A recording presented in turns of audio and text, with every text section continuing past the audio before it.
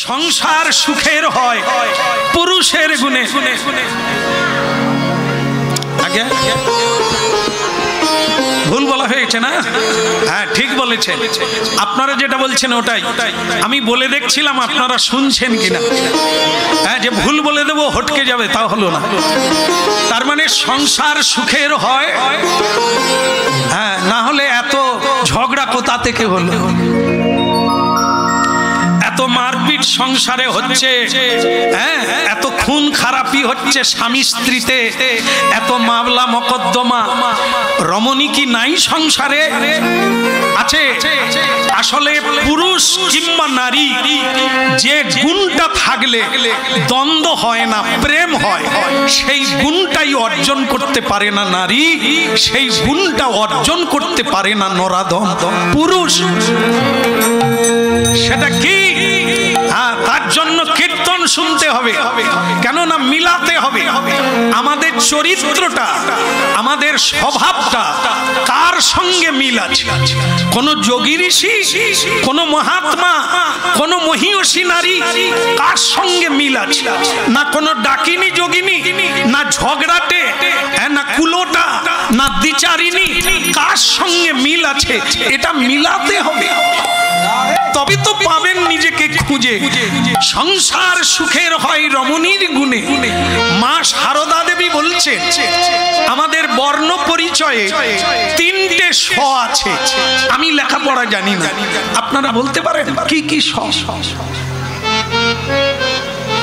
ওই তো বলছেন দন্ত স, মধ্ন স, তালব স। তাহলে স স স মানে মা বলতে চাচ্ছেন মেয়েরা যখন তার কাছে আসতো এই হ্যান হয়ে গেছে, তখন মা পা মিলে বসে থাকতেন সারদা মা, আর বলতেন রে মেয়েরা কি অভিযোগ দেবে রে, মেয়েরা তো নৌকা, নৌকার উপরে সকলে উঠে, নৌকাই ঢেউ সামলায়, নৌকাই ঝড় বৃষ্টি সামলায়, সামলে দুলতে দুলতে সবাইকে নিয়ে ওপারে পৌঁছে যায়। তা তোরা মেয়েরা, মেয়েরা তো সহ্য কর, সহ্য কর, সহ্য কর। যেই সয়, হ্যাঁ আপনারা বলুন নাহলে বিপদ আছে, যেই সয় আর যে সয় না আর বলার কিছু লাগে না কি? তাহলে যে বাড়িতে দ্বন্দ্ব হচ্ছে, খাওয়া দাওয়া বন্ধ, দুটো রুমে দুজন শুয়ে আছে, তার মানে ওই রুমে বোধ হয়, ওই ঘরে বোধ হয় পুরুষও মানে না, রো মানে না, 3টে স কেটে দিচ্ছে। কারণ এখন যারা বিয়ে করে, এখন তো আগের মতো আর পিড়িতে বসে দেখতে আসে না, এখন যে যার দেখে নেয়, যে যার ম্যানেজ করে অনেক দিন আগের থেকে দেখে নেয়, পরে আর তাদেরই বিপদ বেশি হচ্ছে। আজকে বে কালকে শেষ। আর যারা আগে স্বামীকেও দেখেনি, স্বামী বউকেও দেখেনি, বিয়ের দিনে বিয়ে হয়ে গেছে, তারা আজও টিকে আছে। তারা সাদা মাথায় সিঁদুর দিয়ে, আমি যদি ভুল বলি আপনারা দেখে নেন আশেপাশে যেগুলো আছে। একটা মেয়ে গতকাল কীর্তনের শেষে প্রণাম করতে আসছে, প্রণাম করছে, কুমারী মেয়ে, বলে আপনি একটু আমার মাথায় হাত দেন। কেন, মাথায় কি হচ্ছে? বলে গোলমাল, কালকে আমার বিবাহ দিন আছে, বিয়ে হবে, আপনি আশীর্বাদ করেন, এটা 4 নম্বর বিয়ে। আমি তো কিছুক্ষণ তার দিকে তাকিয়েই থাকলাম, কি বলে তার 4 নম্বর বিয়ে? আরে কেন রে মা, তোমার এত নম্বর কেন? সব আছে না গেছে, মরে গেছে না বেঁচে আছে? না, মিলে না। তাহলে মা আবার কবে দেখা হবে? 5 নম্বরের আশীর্বাদ হবে। আমি মা, আমি তোমাকে একটা মাদলি দিচ্ছি, তুমি নাও মা, তোমার কাজ হয়ে যাবে, আর 5 নম্বর লাগবে না। বল সেটা কি? তুমি একটু হরিনাম করো মা, একটু মহাভারত, গীতা, একটু রামায়ণ পড়ো। নারী চরিত্র কি এটা একটু পড়তে হবে, এটা একটু শুনতে হবে।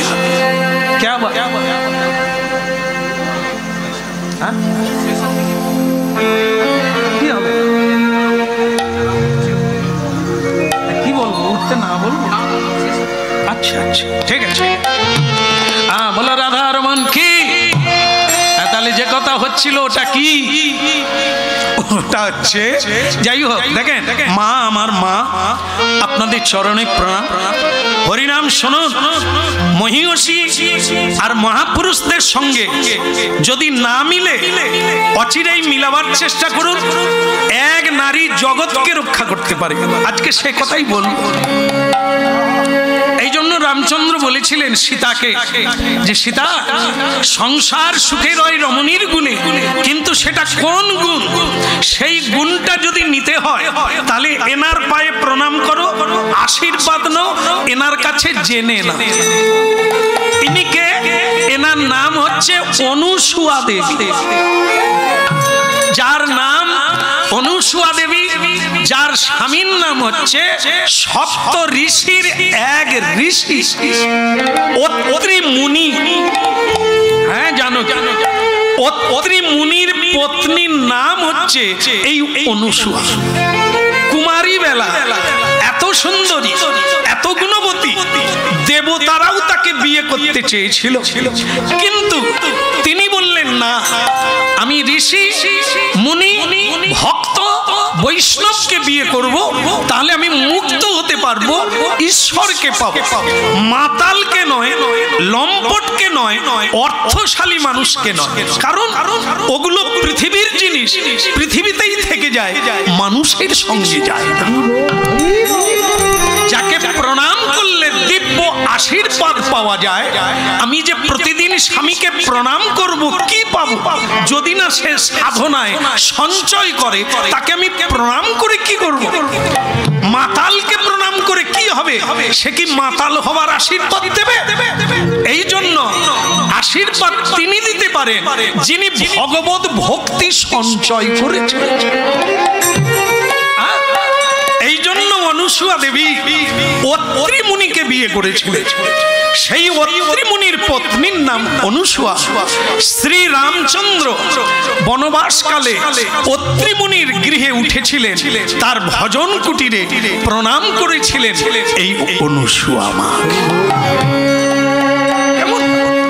আজকে দেবর্ষি নারদ সেই অনুসুয়া দেবীকে দেখলেন যে তিনি ফুল তুলে নিয়ে হরিনাম গাইতে গাইতে বাড়ি ঢুকলেন। নারদ ঋষি মনে করলেন আমি একবার অনুসুয়া মাকে পরীক্ষা করব। হরিনাম গাইতে গাইতে বৃদ্ধ ব্রাহ্মণের বেশ ধারণ করে অনুসুয়া মায়ের বাড়িতে ধাওয়া হলো। হরি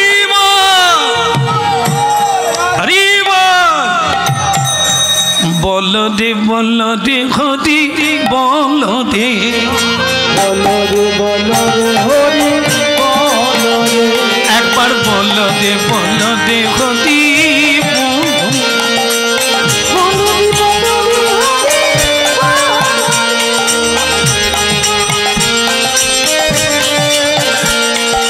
হরি বলো রে, হরি বলো রে, হরি বলো রে, হরি বলো রে, বলো রে বলো রে হরি বলো রে, বলো রে বলো রে হরি বলো রে।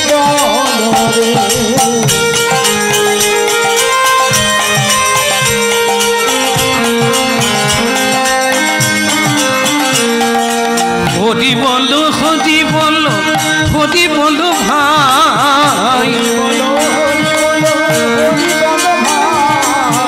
নামি বিনা কলিকালে আরে গতি না, একবার বলো দে বলো দে হরি বলো দে,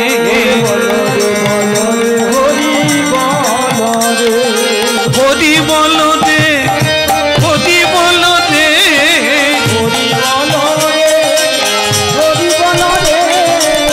বলো দে বলো দে হরি বলো দে,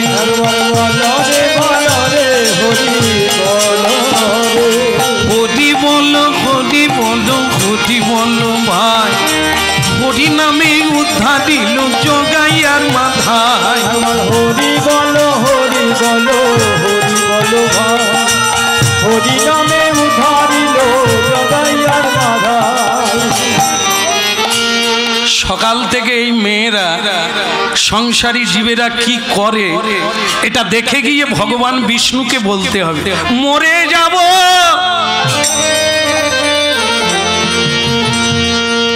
কে আছো কুটিরবাসী, আমি পিপাসায় মরে যাব, একটু জল দেওয়ার জন্য কি কেউ নেই? মরে যাব। বেরিয়ে এলেন মা অনুসুয়া দেবী। বাবা বাবা আসো, বস। না না না, বসার নাহি কো প্রয়োজন, আসনের নাহি কো প্রয়োজন, জল দিলে রাখিব জীবন। আগে জল দাও। অনুসুয়া মা বললেন, বাবা একটু অপেক্ষা করুন, আমি জল আনছি। এই জল আনতে যাবে এমন সময় আরেকটি ঘটনা হলো। অনুসুয়া দেবীর স্বামী অত্রি মুনি, যিনি বাইরে 6 মাস হিমালয় পাদদেশে ভজন করতে গিয়েছিলেন, 6 মাস পরে আজকেই বাড়ি ফিরলেন। অনুসুয়া ভীষণ খিদে লেগেছে, অনেক দিন বিশ্রাম করি না, সাধন করেছিলাম, তোমার কাছে চলে এলাম, আমাকে আগে খেতে দাও, আমাকে আগে সেবা দাও। ওদিকে নারদ ঋষি ছদ্মবেশে চিৎকার করে বলছে, আমি আর 1 মিনিট বাঁচবো, আগে আমাকে জল দাও, আমাকে যদি জল না দাও আমি মরে যাব। ব্রাহ্মণ মরে গেলে ব্রহ্ম হত্যার পাপ জড়িয়ে ধরবে। বাবা, নারীর একটি ধর্ম আছে, পুরুষের একটি ধর্ম আছে। বাবা, নারী ধর্মের কাছে যেটা আমি জানি সেটা হলো কোনো গুরু নাই, কোনো ভগবান নাই, তার কাছে তার স্বামী ভগবান, তার স্বামী হচ্ছে গুরুপতি পরমেশ্বর। দেখুন, আমার স্বামী আগে, আপনাকেও আমি জল দেব, ফল দেব, একটু ধৈর্য ধরুন। আমি আগে স্বামীর সেবাটা করে নি। উনি 6 মাস কিছু খান না, এই তপস্যায় ছিলেন, বাড়ি ফিরলেন। আপনি আমাকে ক্ষমা করবেন, আমি একটু পরে আসবো ওনার সেবাটা দিয়ে। এই মেয়ে, দাঁড়াও, তুমি কি ভাবলে? কি তুমি চেনো আমি কে? হ্যাঁ, আমাকে তুমি অপেক্ষায় রেখে একজন ব্রাহ্মণকে নিজের স্বামী সেবা করবে? এত তোমার তেজ, এত তোমার অহংকার, অভিশাপ দেব। অনুসুয়া মাতাজি বললেন, বাবা ভুল করবেন না, আপনি কি ভাবলেন আপনি আমাকে পুড়িয়ে দেবে? পারবেন না। কায় মনোভাবকে যদি প্রতিসেবা করি তা আপনার কোনো অভিশাপ আমাকে কাজে লাগবে না। ক্ষমা করবেন, আমি কোনো অভিশাপকে ভয় পাই না, কোনো দেবতাকে ভয় পাই না। স্বামী সেবার কাছে তার চাইতে বড় কোনো জিনিস আমার কাছে নেই। আপনি অপেক্ষা করুন, আপনাকে আমি অসম্মান করব না, একটু পরে দেব। নারদ মনে মনে চিন্তা করলেন, এই মেয়েই তো আমি খুঁজছি, যে দেবতাকেও ভয় পায় না, এই সত্যের জন্য সব কিছুকে ত্যাগ করতে পারে, তাকেই তো আমি খুঁজছি, দেখি কি করে।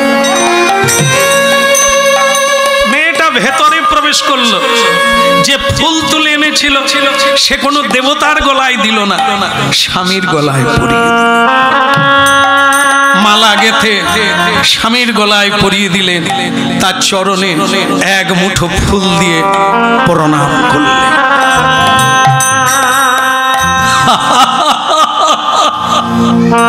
স্বামী তুমি হাসছো? হাসবো না? তোমাকে তো আমি পরীক্ষা করছিলাম, দেখি তুমি কাকে আগে সেবা করো। ওদিকে ব্রাহ্মণ, এদিকে স্বামী, তা তোমার কাছে কে বড় এটা আমি দেখছিলাম। তুমি বিজয়ী, তুমি জয়ী হয়ে গেছো, আমার আশীর্বাদ থাকলো। এবার আমাকে আর না, তুমি ব্রাহ্মণের সেবা দাও, আমি সন্তুষ্ট তোমার প্রতি। হ্যাঁ, তোমার নারী ধর্মকে তুমি যে রক্ষা করেছো, এর জন্য তুমি ভগবানের আশীর্বাদ পাবে। যাও যাও যাও, আমাকে পরে সেবা করবে, তুমি আগে ব্রাহ্মণের সেবা করে এসো। হ্যাঁ, তিনি অপেক্ষায় আছেন, অতিথি। এবার কি করলেন? অনুসুয়া মা ফল, জল, দুগ্ধ সবকিছু নিয়ে বেরিয়ে এলেন। বাবা, বাবা, আপনার খুব খিদে লেগেছে তাই না? আসুন, ফল আর জল সেবা করুন। বলে, মা আমার বড় কষ্ট রে মা, এত আদর করে কেউ আমাকে ডাকে না, এত ভালোবেসে কেউ আমাকে ডাকে না। বলে, বাবা আমারও মনে প্রশ্ন, লোকে ছেলে মেয়েকে মানুষ করে, সংসারকে বড় করে তোলে, শেষের দিনে একটু সুখে কাটাবে। আপনার এই বৃদ্ধ বয়সে আপনি রাস্তায় রাস্তায় ভিক্ষা চাইছেন কেন? আপনার কি কেউ নেই? বলুন, কেউ নেই?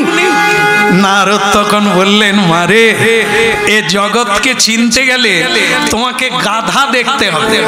বলে, গাধা? হ্যাঁ, গাধা কি করে? গাধা পিঠে করে বোঝা বয়, যখন সে বইতে পারে না তখন তাকে গৃহস্থ কি করে? গাধার মালিক তাকে জঙ্গলে ছেড়ে দেয়, তাকে বাঘ ভল্লুকে খেয়ে নেয়। এ সংসারে মানুষ যখন বৃদ্ধ হয়ে যায় তখন সংসারের বোঝা বেনে যায়। আমার আপন বলিতে কেউ নাই জগতে, মা মা আমার আপন বলিতে কেউ নাই জগতে, মা মা আপন বলিতে কেউ নাই জগতে,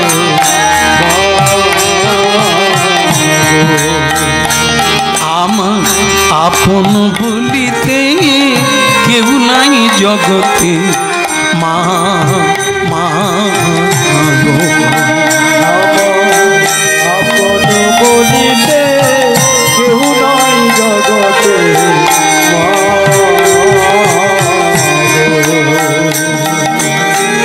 বলে, আমার কপালে মন্দ, ভাগ্য দেবতা অন্ধ দে, ওই আমার কপালে সুখার সইল না, আমার মা মা আমার আপন বলিতে কেউ নাই জগতে, মা মা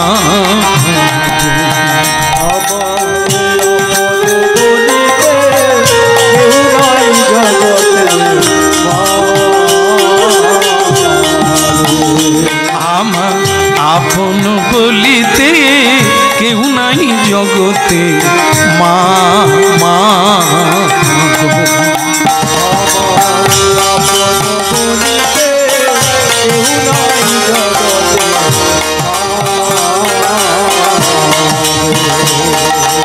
ওরে যারাই আমার আগে এলো তারা পড়ে রইল,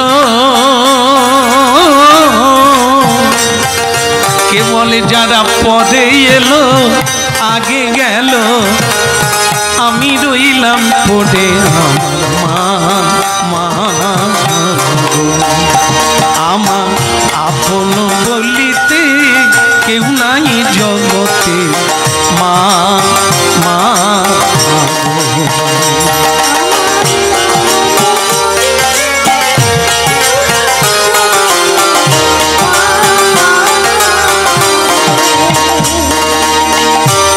যারাই আমার পরে এলো তারা আগে চলে গেল,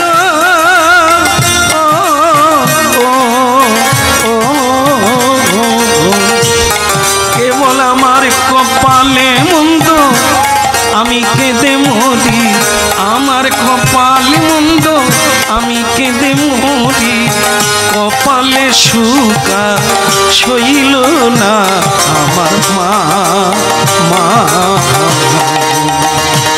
আমার আপন নিতাই গৌর হরি হরিব।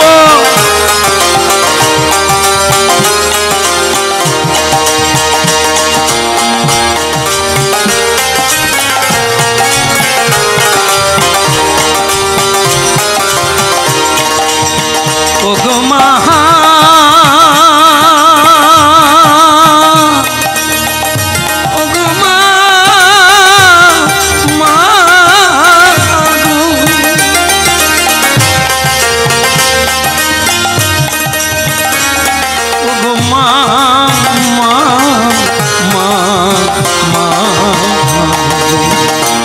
আমার আপন বলিতে কেউ নাই জগতে, মা মা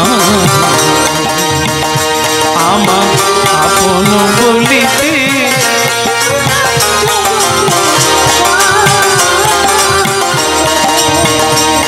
মা গো আমার কপালে মন্দ ভাগ্য দেবতায় অন্ধ, আমার কপালে মন্দ ভাগ্য দেবতায় অন্ধ, কপালে সুখিয়া সইল না আমার মা, মা আমার আপন বলিতে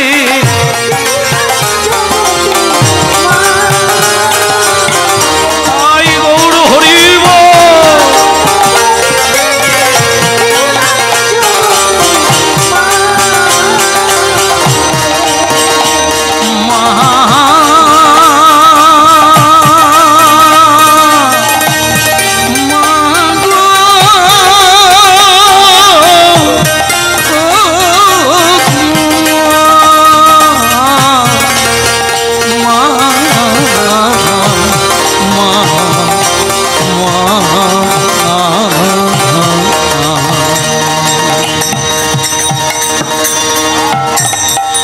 চোখের জল মুছুন, চোখের জল মুছুন বাবা, কেউ নাই তা বলবেন না।